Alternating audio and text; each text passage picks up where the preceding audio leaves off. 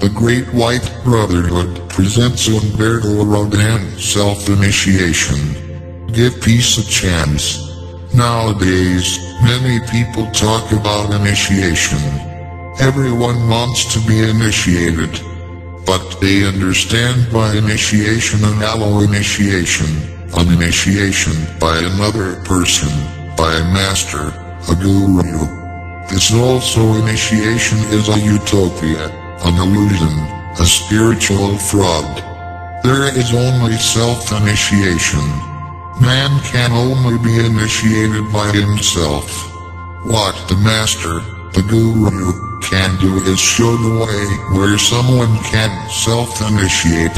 He can place arrows along the path, arrows along the crossroads, arrows that indicate the right direction that the disciple must follow to arrive at the knowledge of the truth about himself.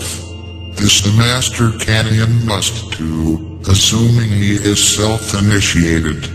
Jesus, the greatest of the masters known to Western humanity, at least here, for 3 consecutive years showed his disciples the path of initiation, which he calls the kingdom of heaven, but he did not initiate any of his disciples. They self-initiated themselves in the glorious morning of Pentecost Sunday, at 9 o'clock in the morning, as Luke says in the Acts of the Apostles. But this grandiose self-initiation took place only after 9 days of deep silence and meditation.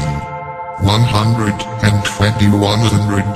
people self-initiated, without any external master, only guided by the internal master of each one, by the conscience of his divine self, his soul, his internal Christ. And this self-initiation of the first Pentecost in Jerusalem can and must be carried out by every person. But above all, what does initiation mean? Initiation is the initiation into the experience of truth solar oneself. A profane man lives an illusion about himself, doesn't know what he is. The profane man identifies with his body, with his mind, and with his emotions. And in this illusion, a profane man lives his whole life. He has not begun in the truth about himself. He does not have self-knowledge and therefore cannot enter into self-realization. What must an unholy man do to self-initiate? To get out of the world of illusion about yourself and enter the real world, he must do what the first group of self-initiates did in the year 13 in Jerusalem, namely, he must learn to meditate, or cosmo-meditate. Jesus' disciples did 3 years of apprenticeship and 9 days of meditation, then self-initiated. They discovered the liberating truth about themselves, the truth that freed you from the old illusion of identifying with your body, with your mind, with your emotions. They came out of the darkness of the illusion of identifying themselves with their body, with their enslaving mind, with their emotions. They came out of the darkness of illusion, and entered the light of liberating truth. I am spirit, I am soul, I am the Father are one, the Father is in me, I am in the Father. The kingdom of heaven is within me. And whoever discovers the truth about himself frees himself from all untruths and illusions. He frees himself from selfishness, greed, lust, and the desire to exploit, to defraud others. He frees himself from all injustice, from all dishonesty, from all hatred and malevolence, from the whole chaotic world of the old ego. The initiate dies to his illusory ego and is born to his true self. The initiate takes the first step into the kingdom of heaven. He begins eternal life in the full earthly life. He does not expect heaven after death. he lives in the heaven of truth, here and now, and forevermore. This is self-initiation. This is self-knowledge. This is self-realization. The beginning of all this is meditation or cosmo-meditation, which we have already spoken of on another occasion. I repeat that true meditation is impossible without man emptying himself of all the contents of his illusory ego. Whoever empties himself of his ego consciousness will be fulfilled by cosmo-consciousness, which is initiation. But it is impossible to carry out this ego emptying at the time of meditation, even if it is half an hour of introversion. If the man lives 24 hours extroverted, enslaved by the things of his illusory ego, half an hour of meditation resolves nothing, and does not open the doors to the initiation. If the man does not free himself during the day from the slavery of his ego. How to do this? Liberation from the bondage of the ego is using material things, as needed, not superfluous ones. Man must and can have the necessary comfort, without desiring excessive comfort. The mystique of meditation time or cosmo-meditation is impossible without the ethics of daily life, without detachment from the superfluous. Luxury and lust are rubbish that stands in the way of initiation. One who does not remove this rubbish of luxury and lust can do as many meditations as he wants, which he will not be able to start, because cosmic laws cannot be circumvented.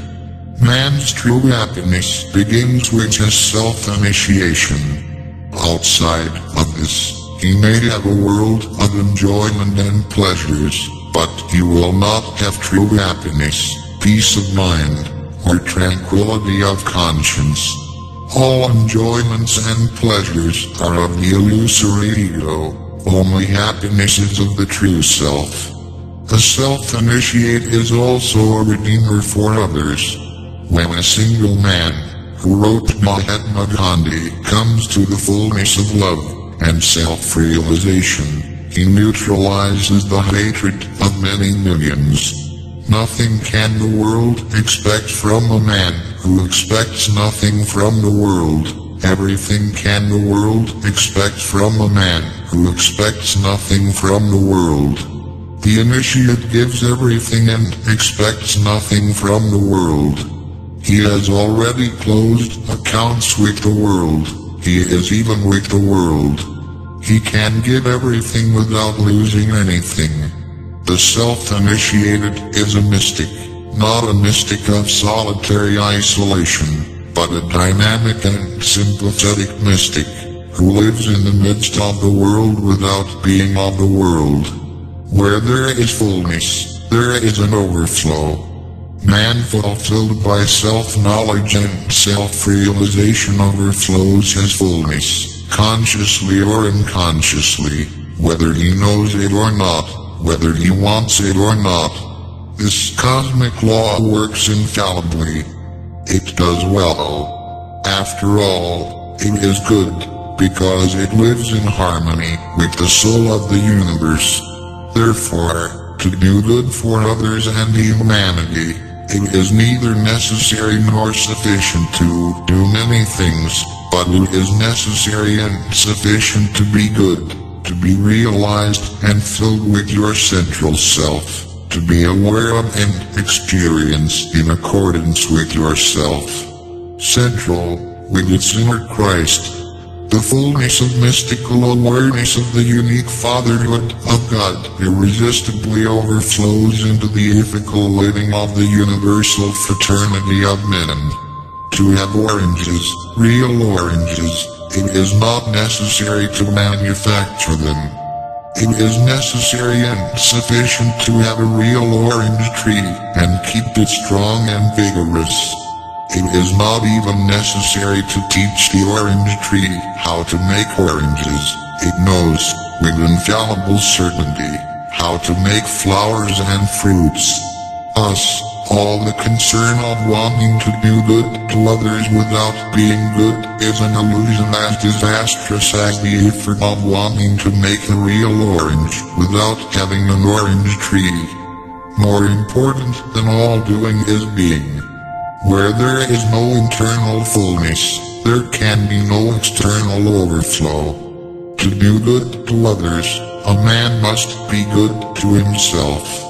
What does it mean to be good? Being good is not being good-natured, nice, or sweet. To be good, man must be in perfect harmony with the eternal laws of truth, justice, honesty, love, and fraternity, and live according to his conscience. All doing well without being good is illusory. Just as any overflow is impossible without fullness.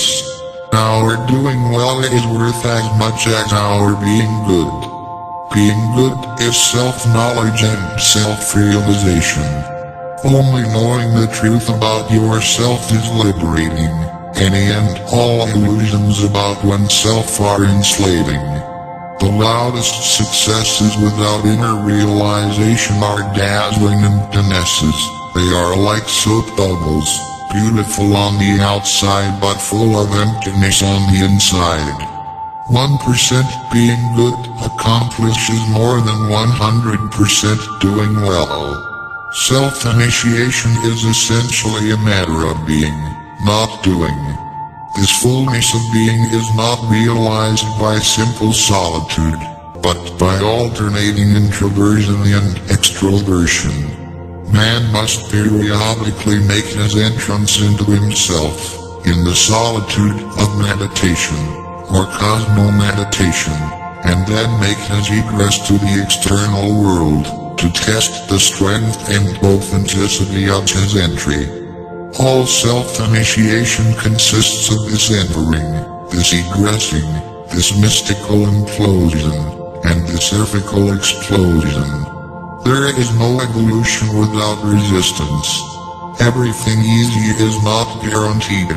Every ascending evolution is difficult. It demands struggle, suffering, and resistance. Stagnating is easy. Going down is a breeze. Going up is difficult. All evolution is an ascent, and without ascent, there is no initiation. Self-initiation and self-realization are man's supreme destinies. A single self-realized man is a wonder greater than all the other magnitudes in the universe. Humberto Rohden, the Star Traveler, decrees that, may all humanity live good days, full of love, peace, light, and harmony. May the light be present in all hearts, leading us to the awakening of consciousness for the work of Christ. May humanity live in the light, with the light, and for the light. So be it. Stay in the light. Friends and brothers, I want to thank you all for visiting the Star Traveler page. The contents are messages from the Masters of the Universe for the awakening of consciousness and the construction of a better world. I ask you to please share this page, so that you will be participating in the construction of a better world. Do not forget to click on the bell to know each post in this page as soon as it is published. Light, a lot of light. Namaste.